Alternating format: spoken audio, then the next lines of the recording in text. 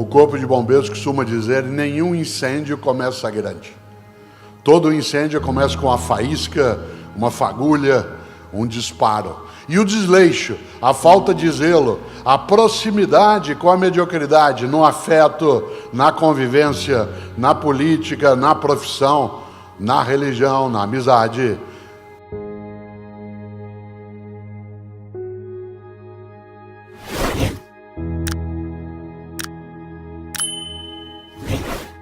Tal como o mundo, né, da proteção dos bombeiros no alerta vem sem que a gente necessariamente imagine que poderá ter o efeito que tem. Essa é a razão pela qual fez muito sucesso esse ano um vídeo que foi postado numa das minhas redes em que eu falo sobre a importância de lavar louça. Pode parecer estranho alguém da área de filosofia falar sobre isso, mas eu não falava ali sobre lavar louça em si. Eu falava ali sobre a necessidade de você e eu prestarmos atenção na nossa familiaridade com o desleixo. Por exemplo, você sai de casa hoje para vir para cá. Quem de casa veio, porque muita gente veio de outras cidades, alguns vieram direto do trabalho, algumas pessoas vieram, né, de locais um pouco, como eu dizia, mais distantes, outros que aqui estão, né, vieram de outras atividades, mas ao chegar aqui, alguns que vieram de casa, eventualmente talvez tenham se alimentado. E ao se alimentar, deixou sobre a pia, ou dentro da pia, o prato, a panela, algum talher. Supõe-se que você, ao chegar em casa à noite, vai lavá-lo. Há pessoas que não resistiriam a não lavar. Isto é, não conseguiriam ir dormir em paz com um prato na pia. E outras nem notariam. Outras não só teriam deixado o prato lá com os talheres, como ele teria se agregado de modo amistoso com a louça do almoço e eventualmente do café da manhã. Como já está lá e você passa e vê aquela pilha e diz: daqui a pouco eu lavo, e às vezes sai e não o faz, você vai se acostumando com aquela paisagem indecente. E você deixa para amanhã e diz: agora estou sem tempo. Para que eu vou lavar essa louça? Agora, é necessário fazê-la e dá trabalho. E a ideia do trabalho muitas vezes te trará, inclusive, algo que pode parecer estranho: satisfação. Porque há pessoas que dizem: eu adoro lavar louça. Eu sempre desconfio de pessoas que falam essa frase. Talvez ela tenha alguma perturbação. Mas ainda assim, há pessoas que dizem: eu não gosto de cozinhar e gosto de lavar louça. Ou eu não gosto, tanto faz. Mas, levando em conta que pessoas mentalmente saudáveis não gostam de fazê-lo, chego eu em casa e tenho lá uma louça para lavar. Eu começo, você começa, muitas vezes de modo mal-humorado, você vem fazendo. Aí você começa a criar até o método. Primeiro você lava aquilo que são os pratos, depois você vai deixando as panelas de lado, aí você pega os talheres e junta e passa na água todos de uma única vez.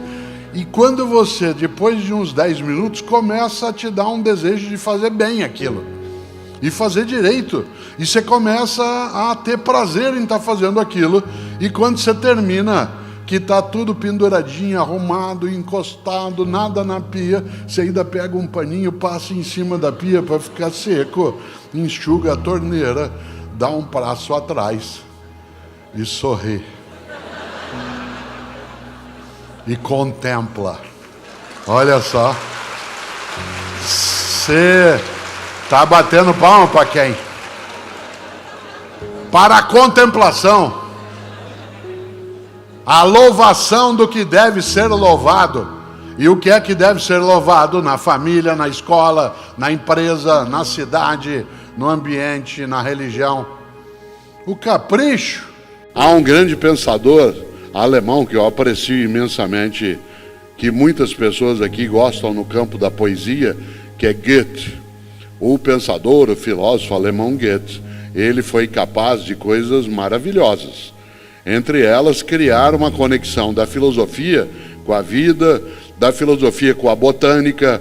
Ele foi alguém que se interessou pelo Brasil de modo muito intenso, né? É algo que vários pensadores na Europa deram atenção. Goethe é do século XVIII, uma parte do século XIX, mas teve muita atenção ao Brasil. Aliás, também aqui Feira é uma cidade que chamou a atenção, especialmente, né, do pensador francês, o Jean-Paul Sartre, que aqui esteve, veio visitar Feira. Ele e a sua esposa Simone de Beauvoir cá vieram no início dos anos 1960, né, e passaram um tempo conhecendo aqui esta cidade e região. O Sartre, que é conhecido por muitas coisas, mas uma delas tem a ver muito com você e comigo, quando ele dizia que não importa o que fazem com uma pessoa, o que importa é o que ela faz com o que fazem dela. Isto é, não importa se alguém faz algo contigo, o que importa é o que você faz daquilo que de você fizeram e, portanto, exerce tua autonomia, tua iniciativa. E Goethe tem uma expressão de uma simplicidade imensa. Ele dizia, se alguma coisa tem de ser feita, então que essa coisa seja bem feita. Olha que coisa, se alguma coisa tem de ser feita, então que essa coisa seja bem feita. Nesta hora, vale, por exemplo, a possibilidade de nós nos lembrarmos de homens e mulheres que nesses 30 meses, por exemplo, se dedicaram pelo mundo afora e também no nosso país a fazer bem feita a nossa proteção, a fazer bem feito o nosso cuidado, a fazer toda uma atividade no campo das mortes de saúde que nos protegessem a ponto de nós estarmos 30 meses após o horror pandêmico que ainda persiste de um outro modo, estarmos aqui todas e todos nessa noite. Evidentemente, fazer isso hoje, 18 de outubro, que é o dia em que entre o mundo católico, especialmente, se lembra de São Lucas, um dos evangelistas, aquele que é entendido como sendo um médico, há várias menções dentro do texto religioso cristão, né, a vida de Lucas, e entre outras coisas, hoje é, como sabe, o dia da médica, o dia do médico, por conta exatamente dessa lembrança, né, relativa a Lucas. E é curioso também, porque uma das coisas boas é o quanto que pessoas se dedicaram a, tendo de algo fazer, fazê-lo do melhor modo. Claro, nós não cessamos ainda o tempo de cuidado, de cautela, de salvaguarda. Eu mesmo passo o tempo todo em que estou com outras pessoas usando máscara. Agora eu estou aqui no palco sozinho e eu o faço por uma razão, né? Todos os dias eu tenho contato com pessoas e isso permite que eu seja, novamente, por exemplo, capturado pelo vírus. Se uma gripe, que é aquilo que eu estou nesse momento, ela traz alguma dificuldade, né, para as minhas atividades, ela não impede de vez, mas o vírus da Covid faria com que eu ficasse 2 semanas sem nenhuma atividade. Por isso, quando eu estou em estado de convivência, eu uso máscara. Para quê? Porque se alguma coisa tem de ser feita, então que ela seja bem feita. E uma das coisas que tem que ser bem feita é a nossa capacidade de cuidado. E por que eu lembro isso?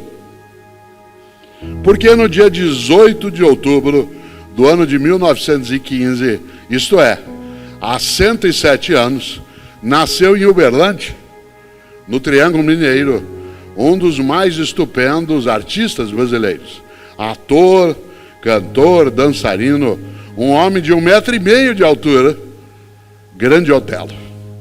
Grande Otelo, que muita gente teve a ocasião de ver em apresentações no cinema. Uma ou outra de nós teve a ocasião, como pessoa, de vê-lo em apresentações. Uma parcela de vocês o viu, né, nas versões mais antigas da escolinha do professor Raimundo, quando ele fazia, né, uma personagem que, quando chamado, dizia Quiqueres, né? E é interessante porque Grande Otelo, um homem de 1,5 metro que nasceu exatamente há 107 anos e que morreu em 1993 na cidade de Paris, produziu arte de altíssimo nível. E uma das coisas mais maravilhosas feitas por Grande Otelo, alguém que, quando representou o fez do seu melhor modo, a tal ponto que ele é absolutamente admirado, né, dentro da arte brasileira, especialmente por quem tem mais idade, que, portanto, teve ocasião, né, de presenciá-lo em várias situações. O mais forte é que Grande Otelo, em 1969, ele participou de um dos filmes mais estupendos da filmografia brasileira, que é Macunaíma. Provavelmente poucas pessoas aqui viram Macunaíma no cinema, afinal quase ninguém aqui havia nascido em 1969, as mulheres nenhuma, uma parte dos homens sem dúvida já houvera nascido. E uma das coisas boas é que em 1969, faz tempo, o cinema lançou o filme Macunaíma. E Macunaíma, como sabe, é uma obra de Mário de Andrade, um paulistano que escreveu esse livro no ano de 1928, e esse livro, ao ser levado para o cinema, teve como seu intérprete central Grande Otelo.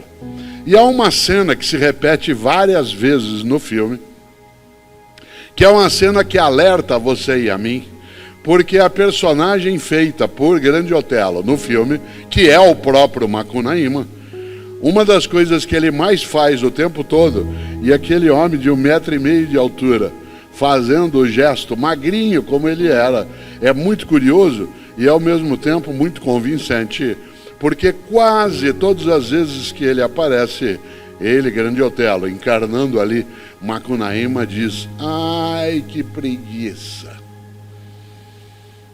Ai, que preguiça! Preguiça de quê? De fazer alguma coisa. De ter de me esforçar. De ir lá, como lembrou o Pedro, tirar o leite da vaca. Ai, que preguiça! Vocês sabem, eu mencionava há pouco Lucas, né, um dos grandes nomes dentro do cristianismo na história, e uma das coisas mais fortes é que o passado, especialmente no século IV, o mundo cristão, ele organizou pecados capitais, isto é, os pecados mais brutos em relação à possibilidade de nós degradarmos, né, a nossa vida, chamados também de 7 pecados capitais.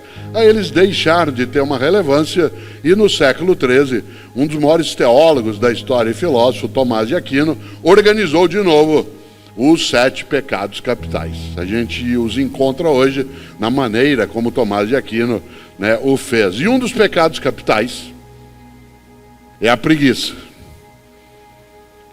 Entendido aí, para quem tem algum tipo de fé, no sentido religioso, especialmente cristão, a preguiça é um pecado, porque é a preguiça de buscar o melhor na tua vida, a preguiça de buscar a salvação, a preguiça de buscar ser bom ou boa, a preguiça de buscar ser necessária ou necessário. Aliás, a palavra preguiça no nosso idioma, ela vez ou outra pode vir também na sua forma latina, que é assídia, e também se diz assédia em português com C, né? Não assédio com 2 S, mas assédia com C, se usava no latim assídia, um pecado capital. Pecado de quê? Ai, que preguiça! E começou a achar o que eu posso fazer. A vida é assim, eu faço o que eu posso. Interessante, porque essa geração que está agora com menos idade, que por exemplo hoje está fazendo vestibular aqui, ela não pode ser formada com a percepção de que a gente deva adotar a mediocridade como sendo nossa referência para algumas coisas. Isto é, deu para passar. Claro que não. E mediocridade, como eu dizia, hábito. O contrário também, que é capricho. Também é hábito. Exemplo, eu viajo bastante. Essa semana eu estava em Goiânia, Alápolis, terça-feira eu estou em Belo Horizonte, na outra eu estava em Natal, estava depois, né? Aliás, antes em Fortaleza e assim por diante. Minha atividade hoje, eu estou aposentado como professor desde 2012, escapei, né? E eu agora tenho a possibilidade de ter outras atividades de viagem e tudo. Por isso, ao ser convidado, né, para essa reflexão aqui hoje, fico honrado, né, da possibilidade, mais uma vez, de estar aqui, né, com gosto nesses intervalos de viagem. Portanto, eu durmo muito em hotel, em viagem. Todos os dias que eu estou viajando, eu acordo no hotel de manhã, sozinho, que é o que a Cláudia espera, certo? Ao acordar, eu estou sozinho. Primeira coisa que eu faço, além de ir ao banheiro, usá-lo, escovar o dente, é lavar o rosto e pentear o cabelo e a barba. Para quem? Não tem ninguém ali comigo, mesmo. Certo? Por que pentear o cabelo e a barba? Para mim. Sabe por quê? Porque se eu habituar, não tem ninguém vendo. Ou vou sair no domingo, eu vou para a FAAP assistir uma palestra ou fazer uma palestra. Não vou arrumar a cama. Para quê? Vou usar de novo à noite. Tem gente que você conhece o capricho que ela tem pelo banco de trás do carro. Tem tantas coisas naquele banco. Resíduos alimentares que uma inspeção do CSI acharia, né? Indícios da Páscoa de 2004. Bolachas que estão ali no meio, encontráveis, quase próximas daquilo que já iria para o Museu FAAP aqui. Capricho. Capricho. Ontem eu estava observando e pensando, sentado aí. Puxa vida, que falta Tarcísio Meira mostrar?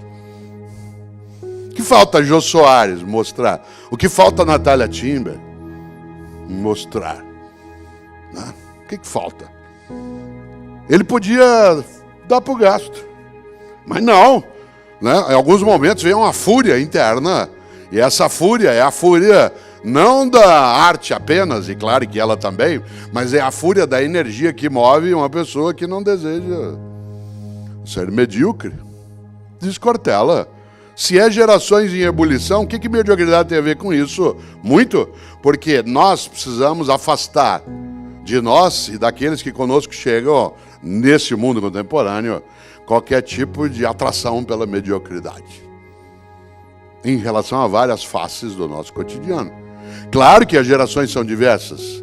Claro que hoje nós temos, por exemplo, uma nova geração que está com 18, 20 anos de idade, que tem algo incrível, um encantamento pelo passado. Tanto que eles vão buscar. Eu uso barba sem tirar faz 42 anos. Eu estou na moda. Faz 42 anos que eu não tiro a barba. E eu estou na moda. Outro dia, Cláudio e eu fomos a um shopping e no lugar onde havia uma loja de iogurtes naturais, hoje tem uma barbearia. Barbearia, aquela inclusive do lado de fora, com aqueles símbolos antigos que ficavam girando, onde se oferece fazer a barba com toalha, navalha, uma coisa de mafioso. Não a loja, mas o princípio histórico do cinema. E a gente, você já imaginou?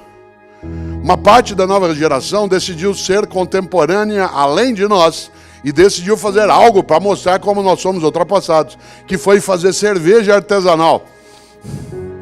Séculos a humanidade passou para ter uma cerveja gelada no freezer. Pronta, porque você vai lá e abre. Não, ele vai mostrar que você é antigo e aí ele faz cerveja em casa. Ele e um grupo de amigos. Demora, vence logo, acaba cedo, é amarga. Mas você é velho. Você compra cerveja. Você já imaginou? Que coisa maluca. Você vai a um restaurante hoje em São Paulo almoçar, depois que teu menino ou menina fizer o exame, e você vai a um restaurante que é sofisticado. Olha só uma curiosidade, tem umas marcas aqui no chão, elas são da peça ou da minha apresentação? Eu não sei se é para eu andar para lá e para cá. É da peça, tá. É porque eu estou olhando agora que tem umas marcas, eu falei, será que eu estou fora de quadro? É. Ainda serei enquadrado pela diretora do teatro. Né? Já imaginou? Você vai almoçar daqui a pouco e você vai procurar um lugar. E o restaurante será tanto mais contemporâneo e, portanto, mais avançado. Ele será quase hipster se ele tiver o cardápio escrito com giz numa lousa. Num mundo de eclosão, de tecnologia, de mundo digital, de LEDs, a modernidade é chegada por meio de uma lousa com giz. Eu estou dizendo isso por uma razão.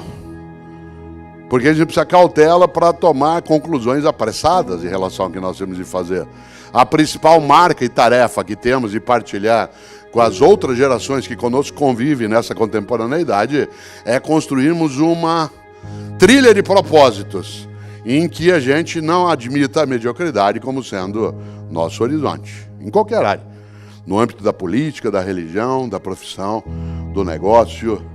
Claro, afinal de contas, os caminhos são múltiplos, só que há um contributo imenso das gerações que estão chegando e há um contributo imenso das outras gerações que já estavam. Isto é, muita gente aqui tem muito mais idade, como é o meu caso, do que os jovens que entrarão na nossa sala de aula, ou entram na nossa sala de aula. Há muita coisa que eu posso contribuir, e o contrário também. Parece óbvio, nem sempre se admite essa percepção de ambos os lados. Há hoje, por parte, como eu dizia, de uma parcela das novas gerações, uma certa mitificação do passado. Alguns, por exemplo, decidiram, e vem fazendo, ir buscar suas raízes nos países da onde os seus ancestrais vieram, que é uma viagem quase que de natureza ontológica, para usar um termo da filosofia, em que se vai para o lugar onde os avós ou os bisavós vieram, né? Porque nossos avós e bisavós vieram, às vezes, de outros países, como é o caso da quase totalidade de nós aqui, mas eles queriam deixar aquele lugar que vieram para trás, porque aquilo, se alguém vivesse num lugar onde ele pudesse ficar, teria ficado. E veio porque não podia ficar. E ao vir, quis romper. Pois bem, uma parte da nova geração vai em busca dessas raízes. E é claro que vai buscar as raízes nas nações onde avós e bisavós viveram, porque aquilo dá uma certa identidade num mundo de volatilidade, de velocidade, de superficialidade das relações, em que a gente está num instante em que, vez ou outra, é preciso deixar claro algumas coisas em que você o tempo todo está sendo avaliado. Eu, essa semana, aliás, anteontem, em relação a um dos meus filhos, por conta até de um debate que tivemos de natureza profissional, eu tive que lembrar ele algo que às vezes ele esquece. E eu também não posso esquecer disso em relação a ele. Mas eu tive que lembrar ele por escrito.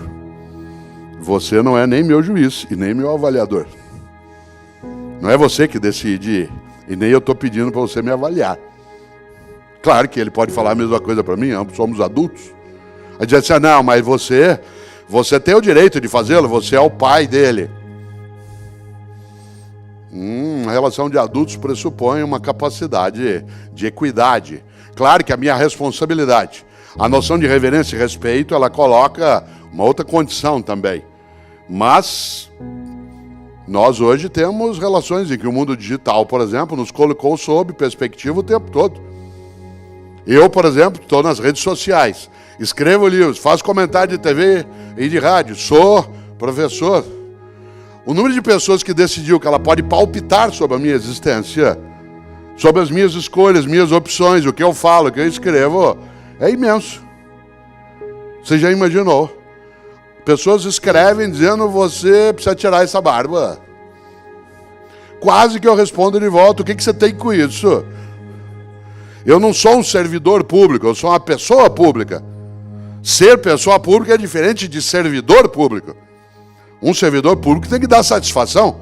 Ele está sendo remunerado e contratado por uma sociedade para prestar serviço, seja no executivo, no legislativo ou no judiciário. Ele sim tem que dar satisfação a quem é o seu patrão. Mas eu sou só uma pessoa pública e, de repente, as relações apressadas se dão de vários modos. Eu, num comentário que fiz no rádio na sexta-feira, lembrei, hoje o grande tribunal que funciona 24 horas é a família. Você tem grupos de redes sociais com a família, é um tribunal dioturno. Ele funciona 24 horas, sem interrupção. Você está sendo avaliado, julgado, não só eu, qualquer um de nós.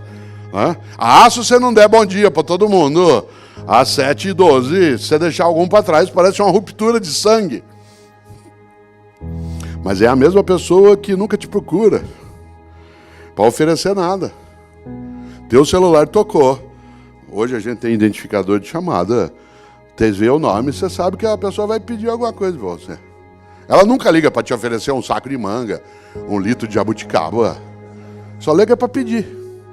Mas te avalia, te julga, se chateia, fica melindrada ou melindrado se você não responde bom dia, família. E nós começamos, de repente, a nos perder e nos enredar em algumas trilhas que levam a lugar nenhum. E não sobra para nós tempo para aquilo que é importante. Nós passamos uma boa parte do tempo cuidando do urgente e deixamos o importante de lado. Claro que o urgente tem o seu lugar. Aliás, o urgente também tem que ser lidado, mas ele não pode obscurecer o importante. Por exemplo, o que é urgente? Garantir modo de sobrevivência, mas não é a qualquer custo. O que é urgente? É você lidar com aquilo que é a tua tarefa, que aliás te dá o retorno em relação às tuas condições, mas ela não é exclusiva. Uma parte de nós, repito, se dedica e está formando novas gerações com a perspectiva do urgente, deixando de lado o importante. O que é o importante? O importante é aquilo que faz com que a vida tenha propósito. Afinal, um dia partimos. E meu avô Ettore, italiano, todos os dias, quando nós, os netos, acordávamos de manhã, e ele vivia no interior de São Paulo, e quando a gente lá estava e podia encontrá-lo, meu avô, todos os dias, quando a gente acordava, ele nos perguntava sempre duas coisas. E eu passei a vida perguntando isso aos meus filhos, e agora, quando posso, pergunto aos meus netos. Todos os dias, assim que a gente acordava, ele perguntava: quais são os teus planos para o futuro? Todos os dias. Isso era irritante, porque isso nos obrigava a ter que pensar em futuro. E eu só queria aproveitar aquele momento. E ele dizia: não é para você não aproveitar, apenas que você não pode só aproveitar o momento. Isto é, como diz o Contardo Caligares, um grande psicanalista italiano, é parte da nova geração. Ela vive hoje como se ela fosse adulto em férias. Não trabalha, não cuida, vai ao cinema, passeia, janta fora. Ela vive como se ela fosse um adulto em férias. Claro, e aí cai numa armadilha. Confunde desejos com direitos. Eu quero, você tem que me dar. Você deu é pouco, quero mais. Como se você fosse apenas alguém que tem a obrigação de prover meios, condições, felicidade e exaurir a tua existência. Pais e mães, você já viu, você teve, claro, você sabe, filhos pequenos. Há pais e mães hoje com crianças pequenas que passam o domingo hoje, o dia inteiro, à disposição de seus filhos, tentando fazer com que eles tenham ocupação. Usando um argumento curiosíssimo. É porque a gente precisa conviver mais. Você acha que meus pais conviviam comigo quanto tempo? Nas refeições, que foi o que a gente tirou fora, em outros momentos. No resto do tempo, a gente queria a distância de adulto. Aliás, era assim que a gente se divertia. Na ausência de adulto, e não com adulto comigo. Hoje, você vai, por exemplo, a um buffet infantil, e lá existe uma figura que é necessária até, mas que é inacreditável no século XXI, chamado animador de crianças. Uma geração que precisa de animador, tendo 10 anos de idade, está com algum tipo de distúrbio. Famílias inteiras saem de casa, hoje, domingo, saem de casa e vão ao restaurante comer comida caseira. E saem de casa para fazê-lo. Tem algum tipo de doença nisso. Gente, vamos comer comida caseira? Vamos embora. Vai todo mundo. Sai de casa para comer comida caseira. Tem alguma perturbação psiquiátrica nessa questão? Você ri? Somos nós. Ri de quem? Animador de criança, criança aos 10 anos de idade, 12. Ela nem tem hormônio, ela tem demônio. É uma coisa, né, de outra natureza. Aquilo ferve numa outra direção. Aliás, quem é professor aqui sabe o que é demônio em vez de hormônio, né? Não só no ensino médio, até na universidade, porque a gente tem uma noção hoje de adolescência estendida, né? A parte dos pensadores entende a adolescência como sendo quase 30 anos de idade, né? E não 17 como era até pouco tempo. Já se trabalha com essa noção de uma adolescência estendida por conta até do tempo nosso médio de vida ter sofrido também, ainda bem, né? Uma extensão, mas a grande questão, meu avô, era: quais são teus planos para o futuro? A outra pergunta era mais densa. O que você quer na vida? Ser o mais rico do cemitério? Essa frase não significava não tenha patrimônio, não tenha propriedade. Significava não tenha só isso. Pense naquilo que serve para a tua vida, que é curta, não ser pequena.